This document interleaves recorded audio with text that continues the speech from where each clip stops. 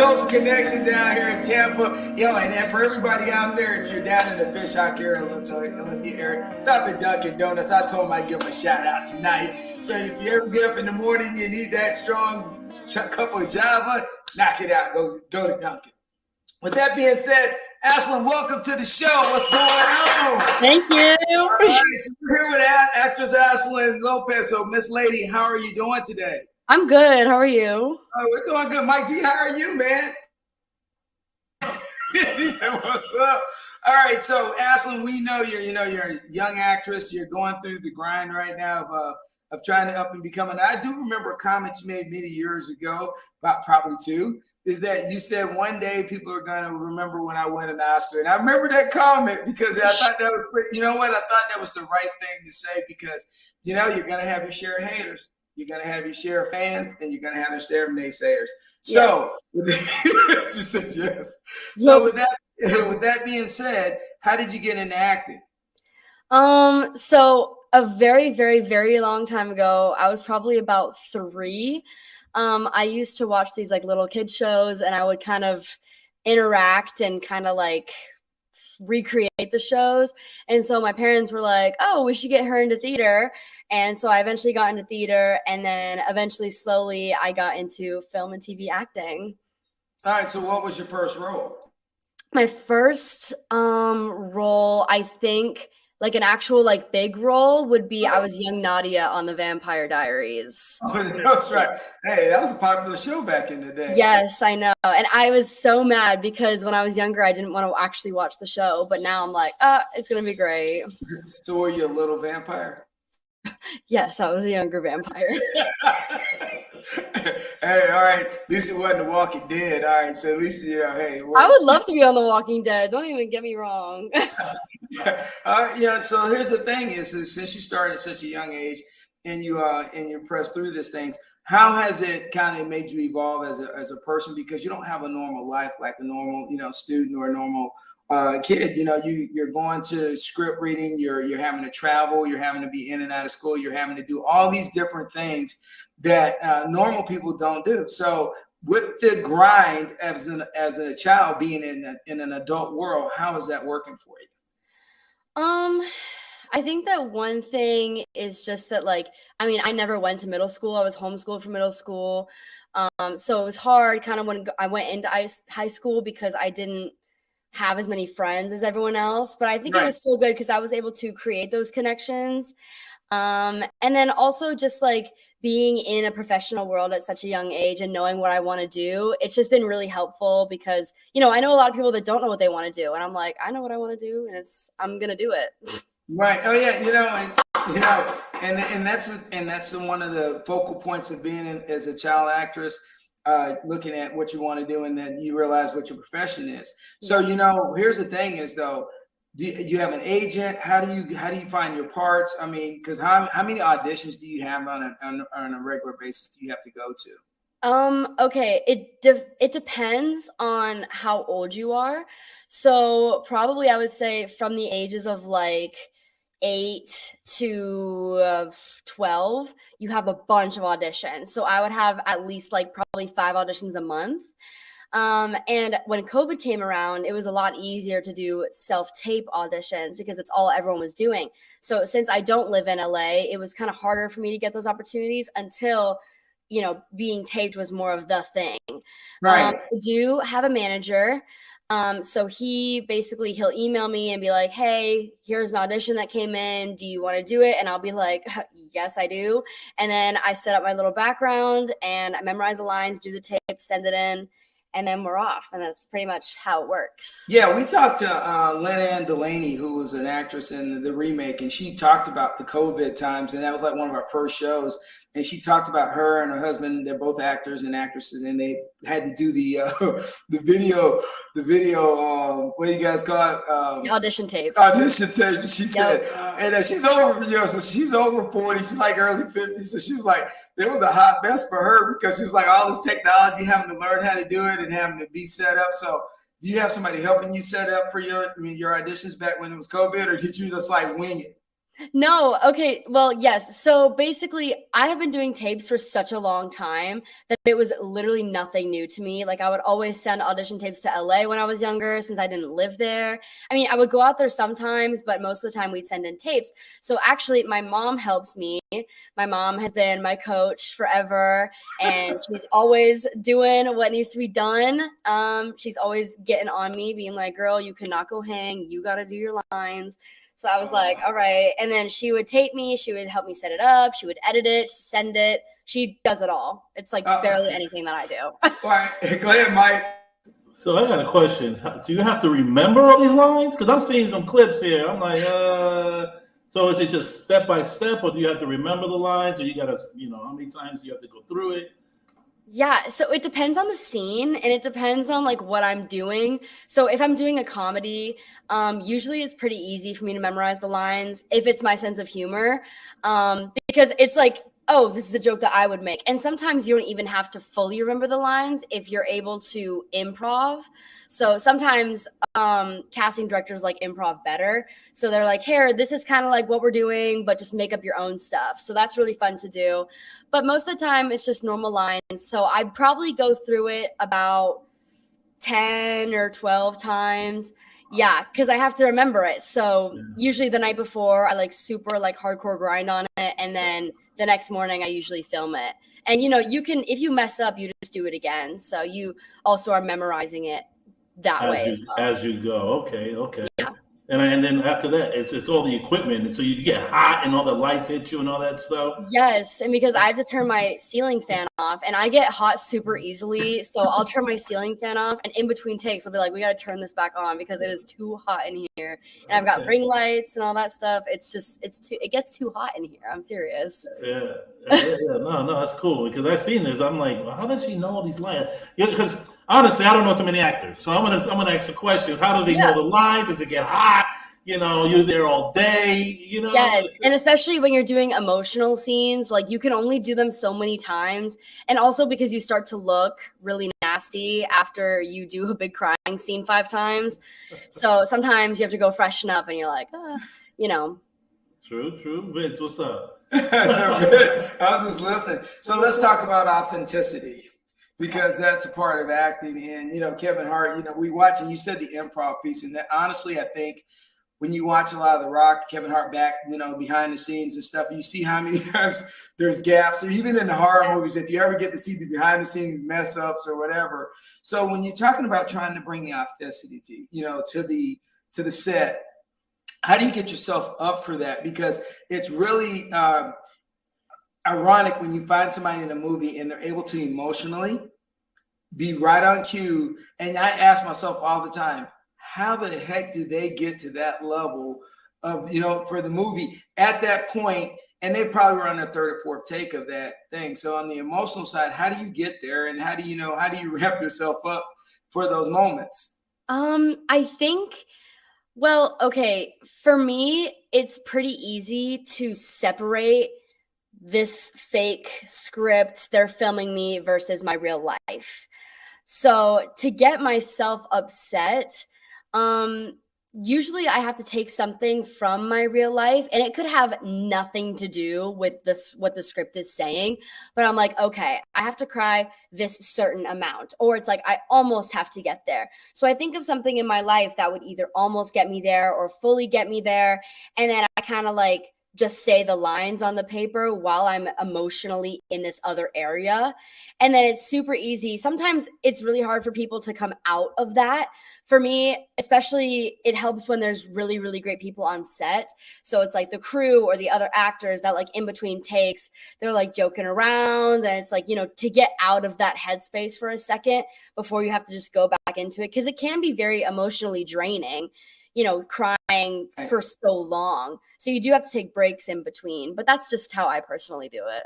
So what's your thought? Mike, whoa. All right, what movie was that? Hold on, what was that? I'm pretty sure that was a movie called Mr. Thursday or something Thursday. That one was really fun because I got to have blood all over me and stuff. It was just it a scary movie? Yeah, it was a scary movie. Yep. Oh Lord. All right, so let me ask you this. Well, you were definitely in character there. So, so let me ask you this question. Where do you hit the point where you don't, like we hear a lot of actors right now these days, they want to, and Will Smith talked about it, and Heath Ledger and many other actors talking about going into deep character. Do you think that's good or bad, or has people ever talked to you about, you being the character, actually kind of living like people that want to do war movies, they actually go start living like on the military base, they start, doing those things like the guys for 300, they literally put themselves into like a regiment for 6 months, even before they started filming the movie, to just be in that character. So they were deep into that military mind frame. So how often do you have to like get prepared, like months before you actually start filming? There's actually a phrase for that. It's called method acting. There's like, it's just more of a personal preference, I think. It also depends on the character. So like, I know Johnny Depp does it, but for like Willy Wonka or Captain Jack Sparrow, those are very character-y, kind of cartoony, I guess I would say. I personally have never really played a character like that, but I think that I would try to kind of keep them separate. I don't think I would really want to be the character all the time. The only time that I've ever done something like that was one movie I had to have an English accent. And so I talked in an English accent. I want to hear. Go ahead. Okay. Well, you're putting me on the spot. Hold on. Wait, give me something to say. Oh, all right. So, hello, everyone.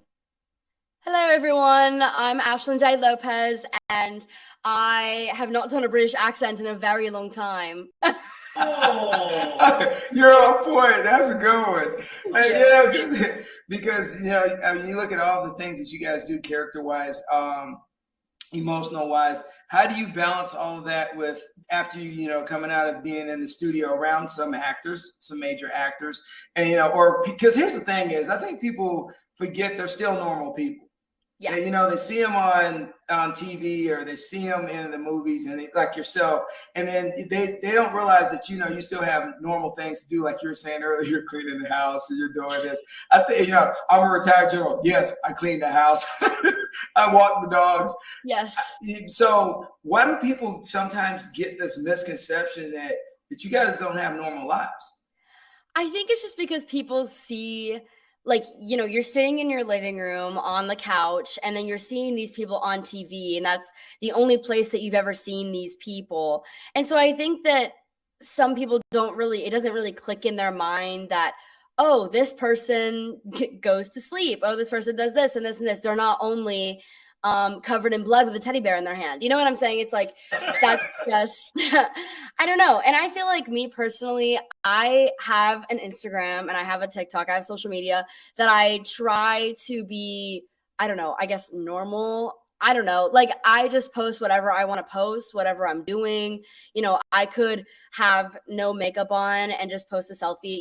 I try to keep it real, and I try not to only post about stuff that I'm like filming or anything, because I know that that's the kind of Instagram accounts that I like to follow. So I just kind of try to do that, I guess. Well, I appreciate the fact that you do your own Instagram account, because you can hire people. I have a good friend, he hired somebody to do his, so it's not authentic, so, and then and so every time he goes, you don't ever hit me up. Well, I don't hit you up because it's not you.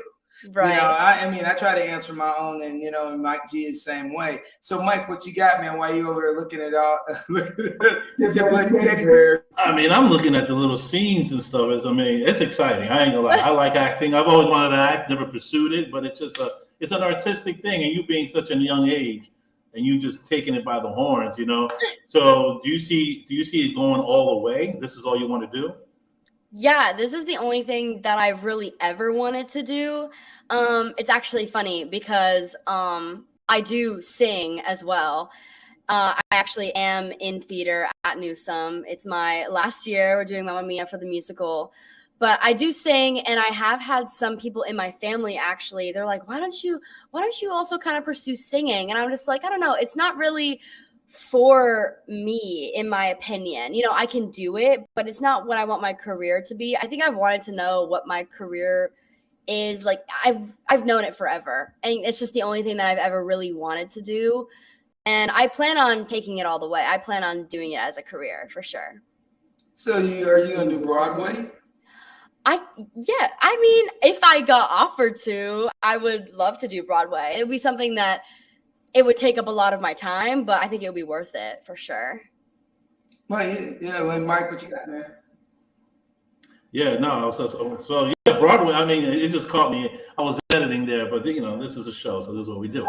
But the thing is, too, no, this just takes me because once again, I don't meet too many young actresses or actors at all. So it just makes me think like, okay, so do they call you for these roles, or do you have to go get it? Like, where do you start? Like, that's what it's like a puzzle to me. Yeah, you're so young, and your manager, and then they call you. They have to call people. You have to take photos. I see a lot of photos. I see a lot of things going on here. So help me here. Help me. Yeah, it's so funny that you asked me that, because actually a lot of people don't really ask that. Like, it's kind of weird to me sometimes because I'm the only one, not the only one that I know, but I know a few other people, but most of the people that I know don't live and do the things that I do. So it's kind of interesting sometimes that people ask me like, oh, how do you do this? And what happens? And I'm like, I know that already. But, basically I have a manager and he emails me. And if you get to a point that you're a big enough actor, they usually will be like, if I'm The Rock, they're going to be like, hey, please be in my movie. He's not going to audition for things. Right, they're going to offer it to him. Yeah, they offer it to big actors like that. Usually they get offers. But in order to get to that point, you do have to really work. And it's not as easy as everyone kind of thinks it is. Like, it's not like, oh, you send an audition, you book the part, you go film, you're done. You audition. You hope for a callback. If you get a callback, then you hope for a second and a third and a fourth callback. Then after those callbacks, you meet the director and the producers. You hope to get past that point. Once you get past that point, you do a read with all the other actors that they are looking at. Then you can get past that point and possibly book the role. So it's a lot more steps than what you think. So let me ask you a question, because when you're watching the credits, they talk about the casting director. And then you have other people that are involved in the process. So are you like pretty much in once you get to the casting director, because then that's the person that's going to put you in front of the producer and the director? Do I have it wrong? Sort of. So when you do the first audition, basically the managers and agents send the casting directors your headshots and your reel. So they can look at your headshot and be like, yes, this is what we're wanting, or no, she's too short, she has brown hair, whatever. So they first pick you with that. Then you do the audition, and sometimes the casting director will see it, but sometimes the casting assistant will see it first. And the casting director is kind of the first step. So once you get past the casting director and you're doing callbacks, that's when maybe the producers and the director is going to come in. That's when you're in like the big dogs. And then you go with the other actors, and that's when you're like, oh, okay, here we go. It's actually going to go somewhere. Oh, okay. And then everybody it becomes a jockeying position of who has the best read. Yes. Because Loki actually he actually auditioned for Thor and didn't get it, and they said you can't be Thor, but you will definitely be a great Loki. Because I saw his audition tape for him to try to be Thor.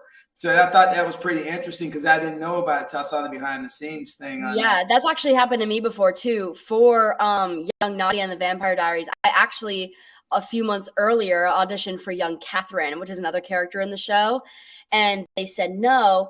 And for the Young Nadia role, they said that they were like, oh yeah, we remember her, we thought of her, and I look a lot more like the person who played Nadia than the person who played Catherine. So That's kind of how that all worked out. So it does happen a lot in the industry, especially if you know people, for sure.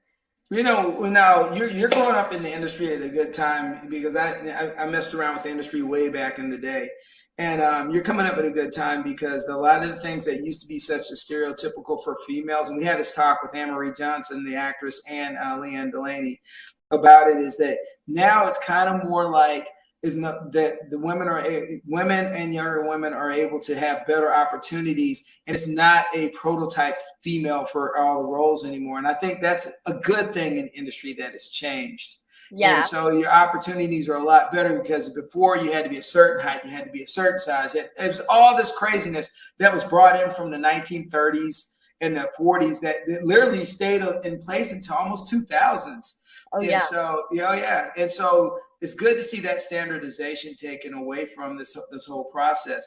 But in this process, on a serious tip here, what have you learned about people? Ooh, what have I learned about people? I've learned that there are a ton of good people, and I've learned that there are some people who aren't going to be as great. That's right. I like the political answer. Go ahead. They're not going to be as great, but you're going to run into that literally in any profession that you do and anywhere that you go. It doesn't matter where you are. There's going to be people that are hating. There's going to be people that think you can't do it, and you just got to show them that you can do it, and you got to work hard. And if you don't work hard, then you're not going to get anywhere. But as long as you work hard, you're going to go. All right, that's right. Hey, Mike, before we get up out of here, man, go ahead, man. You got what you got for us, man? It was nice meeting you, actually. It's for real. I'm really. You've been in a lot of movies. She's been in a lot of movies. I can't even listen. It's like a role. So I want you to know you're doing a great job. It's a pleasure meeting you. Hopefully we have you on here again. Don't forget us little people though. Of course. Of course. I already told Mr. Bugs. I was like, Mr. Bugs, there you go. Teacher junior year. No, you keep on doing the job. You're doing a great job. Bless. Thank you so much. If anybody looking for a Hispanic role, call me. Of course. Mike G. All right. First in mind, of course. Pleasure meeting you, and keep up with the good work. I appreciate it. Thank you so much. All right. So before we get up out here, and the thing is, as you hit on it here, I want to give you some strong advice as an old person, is to always have a small group of friends. And normally it's going to start with your parents, but eventually you're going to morph as you get older into other people. But just remember, everybody that's around you is not there for your best interest. And so pick wisely, pick smartly, and be very picky. Of course. That's the best advice I can give. So if you wanted to give anybody any advice in this time you've been on the planet, and if you've lived through all these dreams you've already started, what advice would you give someone that was thinking about going into acting, or just advice in general about self-motivation?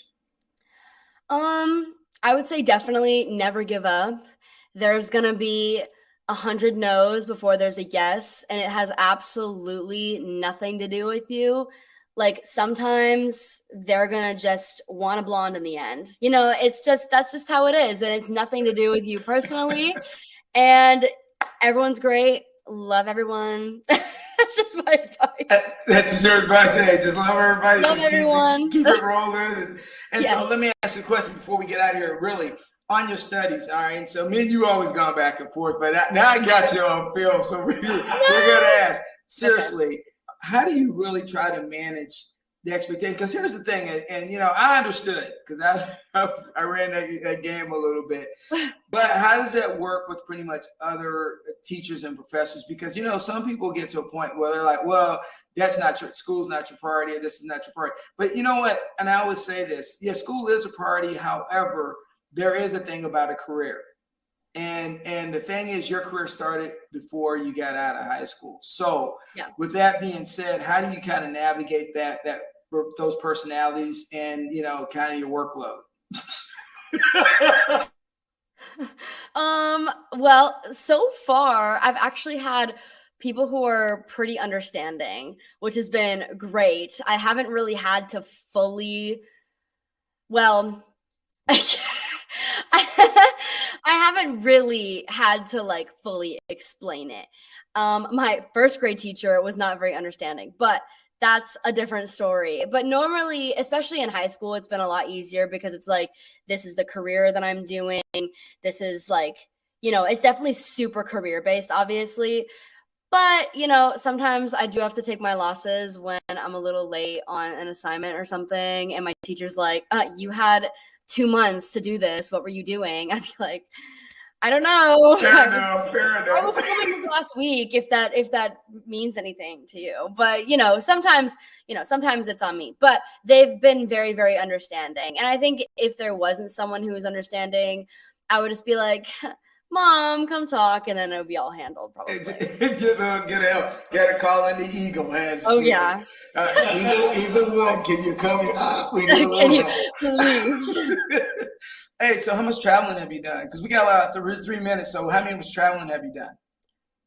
For filming in particular? Overall. I've traveled to a few other states. I've never been out of the country. Well, for filming. I know, not yet. We're getting there. But I went to Chicago for 3 months to film the Disney movie, which was super fun. I've been to Tennessee. I filmed in California. So I filmed kind of all over the place. Where'd you guys film the Christmas movie? Because that's like a revisit of Groundhog Day, but for Christmas, the old Bill Murray movie. So where'd you guys film that one? That was Chicago. Oh, man, it was cold. It was cold because we were actually supposed to film it in the summer, but then we ended up filming it in the winter. But it's Christmas. It should have been filmed in the winter time. Well, no, because they can pretend to have the snow and we can pretend to be cold. Instead, we had to actually be cold. Hold on. It's 95 degrees, and I'm sweating profusely. Could you put this jacket on? It's a triple fat goose jacket with down and feathers, and you're sweating, but that's all right. We're gonna film this like it's Christmas. To be so honest, I would actually much rather have a jacket on when I'm hot than have a tank top on when I'm cold, because I've had to do that. I've had to swim in a river when it was 30 degrees outside. It was crazy. I had to come out of the water every 5 minutes and be in this tent of warmth for 30 minutes at a time. That sucked. I would so much rather have a jacket on and be sweating. So much rather. All right, so before you go, I know you can't talk about it, but are you working on anything currently? I am. Good. So you're staying busy. Hey, you got your new ride. You're moving on, but hey, I told you to get rid of that Jeep years ago, but you won't listen to me. And I did. I sold it for folks. Okay. All right. And now you're a businesswoman. Now I'm business every day, of course. Yep. Hey, Ashlyn, it's been great having you on the show. I appreciate you coming on and taking the time out of your busy schedule while you're over here just chilling. So, Mike G, you got anything for our bouncer? We bounce out of here, man. Pleasure meeting you. Keep it up. Good work. Keep it going. Yo. Thank you so much. Keep it going, and don't listen to the haters. That's right. Yep. And as me and Mike G always say, guys, again, if you're down in the Lindsay area, go to Dunkin' Donuts. And as me and Mike G always say down here from Tampa, keep it rolling.